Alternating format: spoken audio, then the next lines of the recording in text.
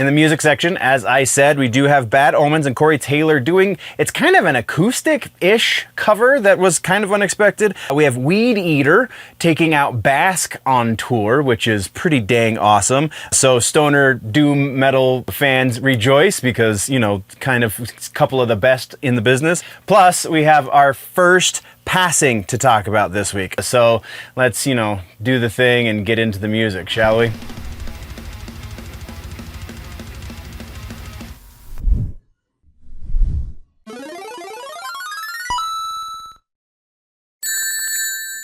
Welcome, nerds, to the Clips channel. If you are new here, then let me welcome you to the Clips. This is a smaller portion of a much larger video that happens over on the main channel. It's a series I like to call The Week in Nerddom. This right here is the music section. We are going to be talking about music-related things, tours, new music, reacting to videos, just regular news in the music news section, all of the things.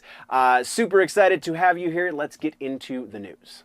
Music section. We have, I mean, you heard it all in the intro. You heard the big pieces, I guess, in the intro. So let's just go straight into the new music, shall we? We're not starting with the piece of new music that we did tease in the intro. We'll get there. But first up, we have Barbarians of California. We talked about these guys once before when they put out their first single. I believe that was the last record. They're putting out a new record.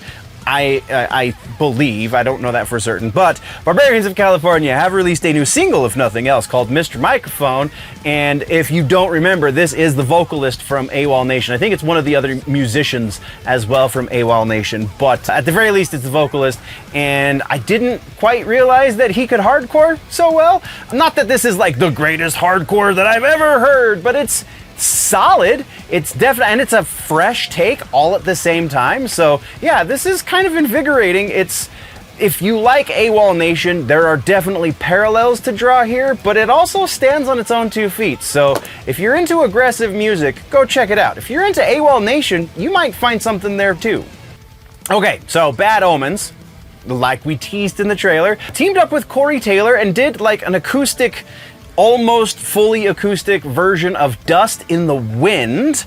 This is kind of a growing trend of doing like these haunting, slower, redone versions, covers of older songs. This is one that kind of stands out from the pack. I'm not a huge Bad Omens fan, but they're not terrible.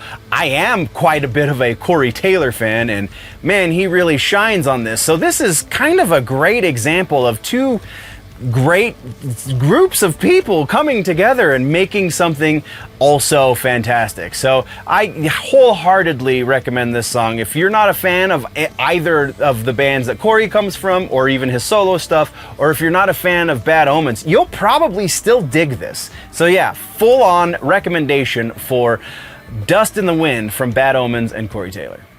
Tours and festivals is the way of things. That is where we go after we're done with the new music. New music is over, so yeah, this is where we are. First up, we have Bring Me the Horizon has announced a new tour. We have, it's the USA Ascension Program Part 1 is what they're calling the tour. It will be with Motionless in White, The Plot in You, and Amira Elfeky, I think is how that is pronounced. I am so sorry. It starts September 23rd in Raleigh, North Carolina. It runs through October 3rd in Los Angeles, California. Tickets will go on sale Friday. If you follow the link in the description, it will get you to a pre-sale, or you can just go check out their Bands in Town page or their websites or whichever and do it that way. But it will, the pre-sale goes up on Friday, and then I believe regular tickets go up just the next day. So there is that. Next on the list for tours and festivals, we have a 15-year anniversary situation for the dudes in Carnifex. Apparently 15 years ago, they released the album Hell Chose Me. So this is the anniversary tour for that. They're going out with Devourment, Bodybox, and Monochromatic Black. The tour starts June 20th in Los Angeles, California, runs through July 26th in Riverside, California. But it does go across the country and just comes back and ends in California, because that's where Carnifex is from, is California. So makes sense. Those tickets are currently on sale, so you can, again, follow the link in the description and it will take you to purchase those tickets. I don't get an affiliate cut, so if you don't click the link but you get tickets eventually, I'm not gonna feel bad. But if you dig Carnifex, which, you know, you probably should, then go get some tickets, because it's gonna be a hell of a show. And then the big tour that I'm super stoked. There were a couple of huge tours announced over the course of the last week, but one of the bands, one of the headlining bands for the biggest tour that I can think of, just is not a band that we're gonna cover on this channel anymore, so we're not gonna talk about their tour. But we will talk about Weedeater taking BASK out. This is a very small handful of dates that start, where is it? March 24th at the 529 in Atlanta, Georgia. Wraps up about a week later on April 1st in Fort Collins, Colorado at the Aggie Theatre.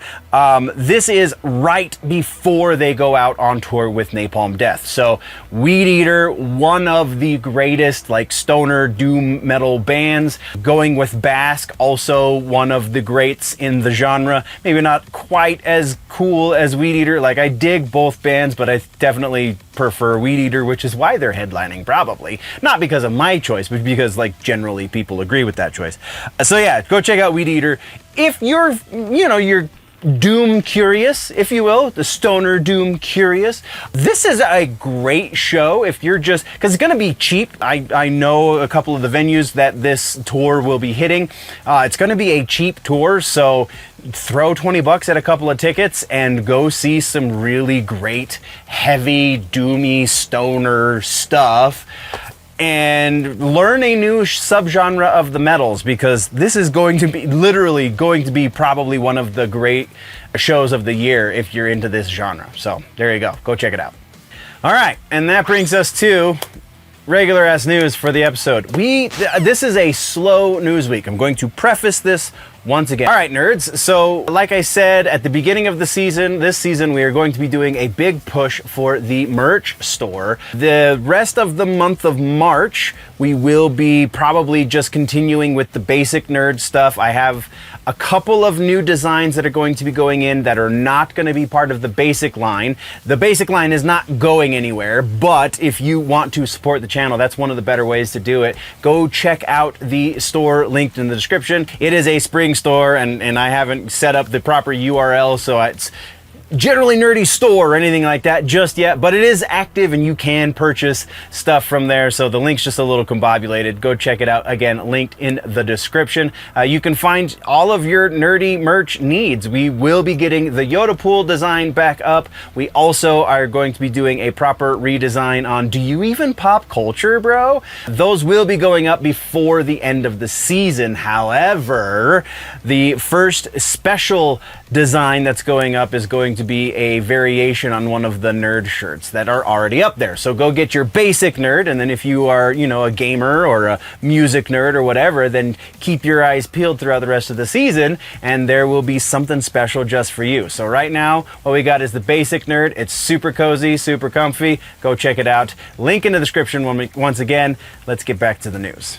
And I know I said it in the intro at some point. It's just, that is what it is. Also, in the intro, the main intro for the episode, we mentioned the fact that I almost referred to this as the death episode, and we have our first passing in music. David Johansen of the New York Dolls, the vocalist. If you are unfamiliar with the band, the New York Dolls, but you watch a lot of movies because you're a good nerd, then you will still know who David Johansen is. He was in a number of movies, most notably in my book anyway, he was the taxi driver. He's the first ghost in Scrooged. And like just kind of all at once gave me fond memories, but also kind of scarred me as a child. But like the really big contribution that he made, yeah, he made some really cool movies, sure, but the really big contribution that he made was as the vocalist for the New York Dolls. He just kind of was one of the godfathers of punk rock music, was one of the godfathers of glam rock music, all at the same time. You would not associate those two subgenres necessarily, but New York Dolls did it, and they did it before anyone else. So yeah, a trailblazer. Johansen was 75. He had been battling cancer. I think it was 2 different kinds of cancer. Yeah, he had cancer and a brain tumor that he had been battling for nearly a decade. So 75 years is a decent run, man. We gotta honor the great Johansen, David Johansen. You will be missed. Does that give you a good feeling though when that happens? It really does. At the end of the year, especially, you know, Christmas time and stuff, it's a good kind of boost in the chops, as they say. You know, you know what I mean? Sure. Yeah, it's a very pleasant way to end the year. Tell me, David, about the legendary, as we said, New York Dolls. Well, the New York Dolls. That's the band I guess I started in professional show business with. Before that, I was in a couple other bands, Vagabond Missionaries in Staten Island and Fast Eddie and the Electric Japs. But Fast Eddie and the Electric Japs. well, you see, we had one of the guys, this guy Fast Eddie in our band, his father was a war hero, and he had this big Japanese flag that he brought back and from Iwo Jima, wherever they did that. And we had all Japanese equipment, and we were the Electric Japs henceforth. Wasn't really a professional band. We used to play at like sock hops or whatever you want to call it. And then now tell me, describe for me the New York Dolls. Then the What New was York Dolls. nature? See, then I was living in the East Village, and I met these guys, and we were like really early movers and shakers in the ecological movement, and meaning that we would wear anything, lampshades or those like garbage bags we used to put holes in the side and in the top and make like. Twiggy would be happy about that. Anyway, you wore makeup? we had a very colloquial. We wore makeup, tons of makeup. Well, because we were going through this adolescence, and you get those smudge marks on your face. So it's just easier to put on some eyeliner and forget it. And Clearasil. Well, people used to think you put on too much Clearasil, they think you're wearing makeup and stuff like that. But we had like a very colloquial sense of humor, and it was very kind of to a point like St. Mark's and Second is how colloquial we were. So it didn't translate that much. Not in a real broad audience then, huh? Very colloquial. But you were big on one corner. Now you did you had kind of an adversarial relationship with your live audiences?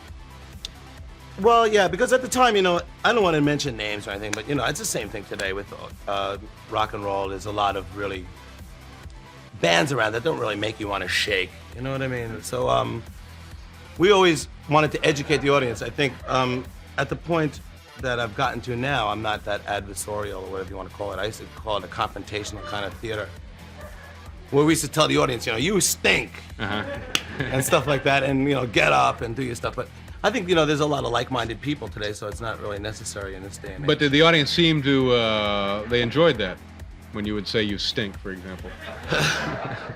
I think they enjoyed it. I don't know. Some people enjoyed it. Some people didn't. I mean, it didn't translate that well. I don't think internationally. Internationally, it did well, but in like that is the only piece of regular ass news we have. Let's talk about suggestions. I know it's a bummer. We go out on a low note, but we're gonna do suggestions. Suggestions is always a little bit of a saving grace when we have slower news week like this. This week's suggestion in music is the new All That Remains record, Anti-Fragile. It came out about a month ago, and it is definitely something. So the first single, Divine, is probably one of the best metalcore songs to come out in nearly a decade. Just putting that out there. It's also the lead track on the record, so it starts, you start out on a high note.